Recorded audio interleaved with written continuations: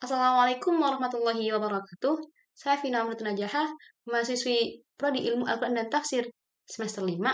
Saya akan menjelaskan mengenai Al-Quran dan paradigma kontekstualis Abdullah Said. Siapa sih Abdullah Said itu?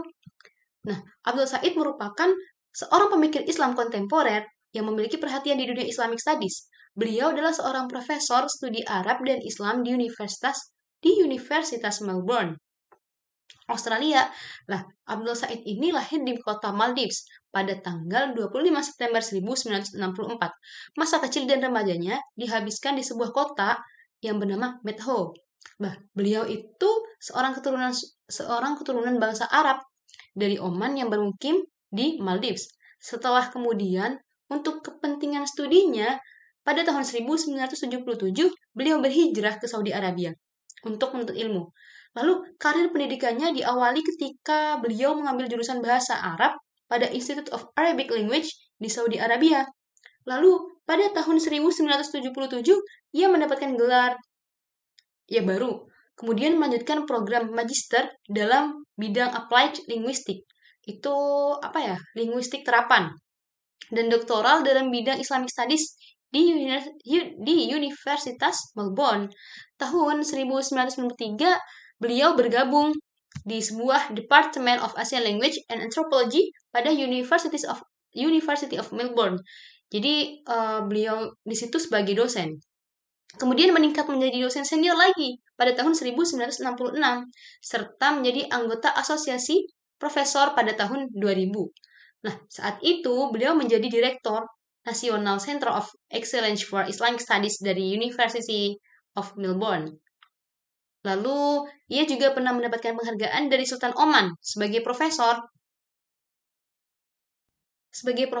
bidang Bahasa Arab dan Islamic Studies di tahun 2003. Nah, lalu beliau itu mengajarkan Bahasa Arab dan Islamic Studies untuk mahasiswa S1, S2, dan S3. Materi-materi yang diajarkannya itu antara lain Great Text of Islam, Muslim Intellectual and Modernity, lalu Great Empires of Islamic Civilization, Islamic Banking and Finance, Quranic Hermeneutics, Methodology of Hadith, Method of Islamic Law, dan lain-lain. Lalu lanjut karya-karya beliau yang sangat beragam, di antara yang dipublikasikannya antara lain Islamic Banking and Interest, A Study of the Prohibition of Riba and its Contemporary Interpretation, yang merupakan disertasi Abdullah Said sendiri. Lalu ada Essential Dictionary of Islamic Thought, Islamic Communities in Australia, Freedom of Religion, Apostasy and Islam, Islam in Australia, Islam and Political Legitimacy, Interpreting the Quran, Toward a Contemporary Approach, Contextualizing, sebuah artikel yang ditulis dalam The Blackwell Companion to the Quran, yang dieditori oleh beliau, Andrew Repin, Muslim in Australia and the Middle East, a Foreign Relationship, Islamic Talk and Interaction, Muslim in the West, Creating a Culture of Human Rights from a Muslim Perspective. Nah, itu semua karya-karya beliau. Jadi, beliau itu selain sebagai dosen, beliau itu mempunyai karya-karya yang berupa karya tulis juga, seperti itu. Lalu seperti apa sih corak pemikiran Abdullah Said ini gitu? Kerja intelektual beliau itu dalam gagasan penafsiran. Yang pertama, melalui teori double movement yang digagas oleh Fazlur Rahman, sebuah teori interpretasi yang memperhatikan konteks sosiohistoris, masa pewahyuan dan penafsiran.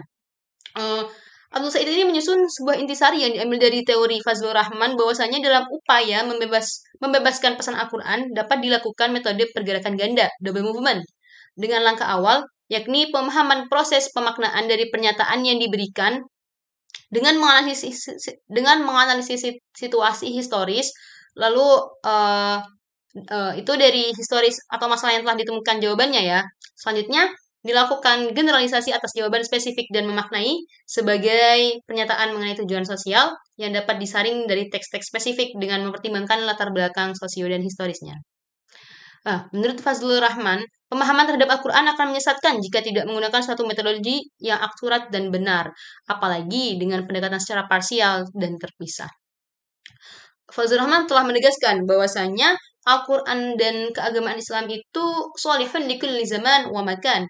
Harus dilihat dari dua sisi secara utuh, sebab akan terjadi proses dominasi yang satu atas yang lain jika didekati secara parsial, sehingga mengesampingkan sejarah historis itu tadi, kemanusiaan, atau sebaliknya akan mengesampingkan aspek normativitas yang diyakini oleh umat manusia.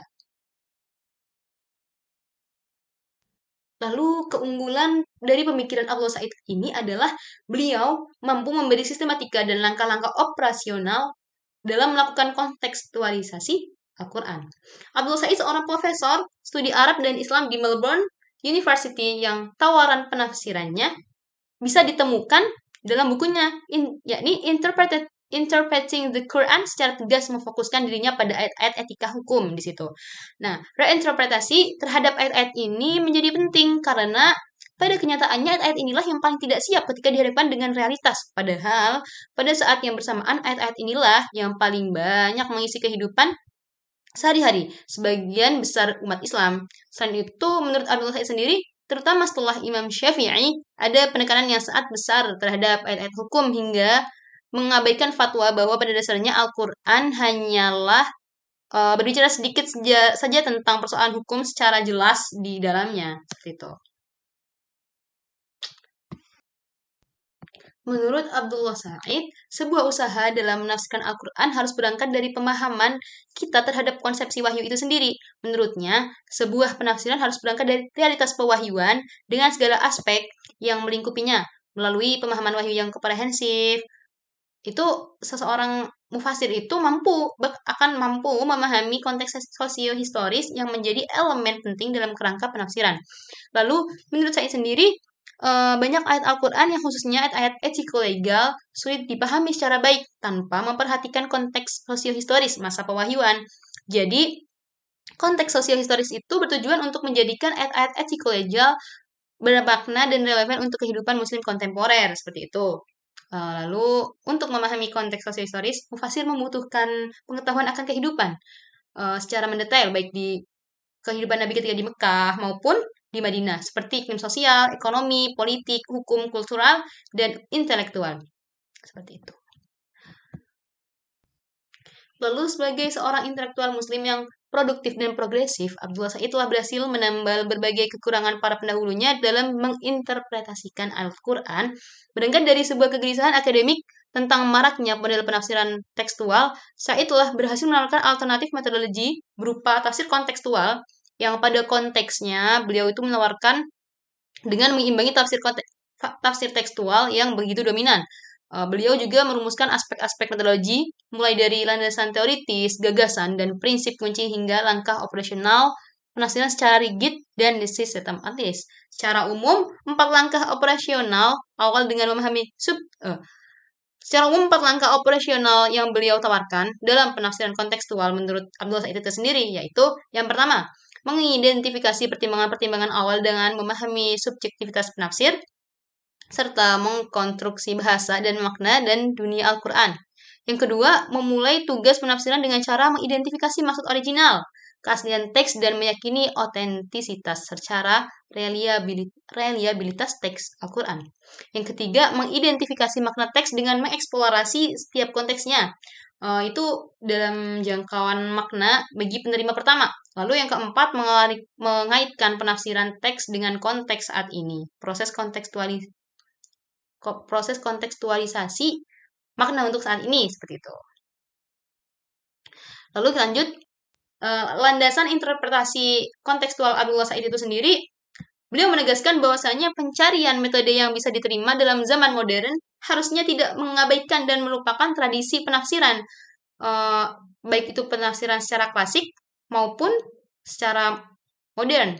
Saat kemudian percaya akan perlunya menghargai, belajar, dan memanfaatkan apa yang masih relevan dan berguna dari tradisi bagi masalah-masalah kontemporer. Nah, perumusan sebuah model tafsir baru tidak akan mungkin tanpa proses menyaring, mengembangkan, meragukan, mempertanyakan, ataupun menambah tradisi dari pemikiran klasik itu sendiri. Karena itu, menurut Abdullah Said itu, pengetahuan tentang bagaimana Al-Quran telah ditafsirkan sepanjang sejarah adalah sesuatu yang penting untuk merumuskan sebuah penafsiran baru yang sesuai dengan kondisi dan tantangan kontemporer. Beberapa tradisi yang alih-alih dibuang oleh Abdul Said malah dijadikannya sebagai batu loncatan untuk menunjukkan bahwasanya penafsiran Al-Quran beliau ini berbasis konteks, bukan hanya sesuatu yang perlu akan tetapi juga dianjurkan oleh pengalaman di masa lalu seperti itu. Baik, untuk penjelasan singkat saya sampai di sini. Untuk koreksinya mohon Bapak. Wassalamualaikum warahmatullahi wabarakatuh.